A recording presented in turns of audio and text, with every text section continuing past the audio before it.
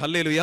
ശരിക്കും നമ്മൾ ഈശോയോട് കൂടെ നിൽക്കുമ്പോൾ നമ്മുടെ ഉള്ളിലുള്ള ഏറ്റവും വലിയ പ്രാർത്ഥനാ മനോഭാവം ഇതായിരിക്കണം. എൻ്റെ ഇഷ്ടമല്ല, ആരുടെ ഇഷ്ടം നടക്കണം? നമ്മൾ ശരിക്കും ഒരു ക്രിസ്ത്യാനിയായിട്ട് മാറുന്നത് എവിടെ വെച്ചാണ്? എൻ്റെ ഇഷ്ടമല്ല, ഈശോയുടെ ഇഷ്ടം. എനിക്ക് ആഗ്രഹം ഇതാണ്, എനിക്ക് ഇതിലൂടെ പോകണമെന്നൊക്കെയാണ് ആഗ്രഹം, എനിക്ക് ഇത് ചെയ്യണം എന്നൊക്കെ ആഗ്രഹമുണ്ട്. അത് ഞാൻ ഈശോയോട് പറയുകയും ചെയ്യണം. ഈശോ എനിക്കിത് വേണം, എനിക്ക് ഈ ജോലി വേണം, എനിക്ക് ഈ സ്ഥലത്തേക്ക് വേണം. പക്ഷേ നമ്മുടെ ഉള്ളിൽ ഉണ്ടാവേണ്ട ഏറ്റവും വലിയ മനോഭാവം എന്താ? എൻ്റെ ഇഷ്ടമല്ല, അങ്ങനെ ഇഷ്ടം. നമുക്ക് ഈ വലിയ സങ്കടം വരുന്നത് എന്നാന്നറിയോ? അയ്യോ, ഞാൻ പ്രാർത്ഥിച്ചിട്ട് നടന്നില്ലേ, ഞാൻ ചോദിച്ചൊന്നും കിട്ടിയില്ലേ. എന്നെ അങ്ങനെ സങ്കടം വരാൻ കാരണം, നമ്മൾ പ്രാർത്ഥിച്ചു, കർത്താവ് എനിക്ക് ഈ സ്ഥലത്തേക്കാണ് ജോലിക്ക് പോകേണ്ടത്, എനിക്ക് ഈ ആളെയാണ് വേണ്ടത്, എനിക്ക് ഈ കാര്യമാണ് നടന്നു കിട്ടേണ്ടത്. നമ്മൾ ഈ ആഗ്രഹം ഈശോട് പറയുന്നതിന് എന്തെങ്കിലും തെറ്റുണ്ടോ? ഇല്ല, വേറെ ആരോട് പറയണം. പക്ഷെ എൻ്റെ അവസാന പ്രാർത്ഥന നമ്മൾ പൂർത്തിയാക്കുന്നില്ല. ഈശോ പ്രാർത്ഥിച്ചോളൂ, പ്രാർത്ഥിക്കണം.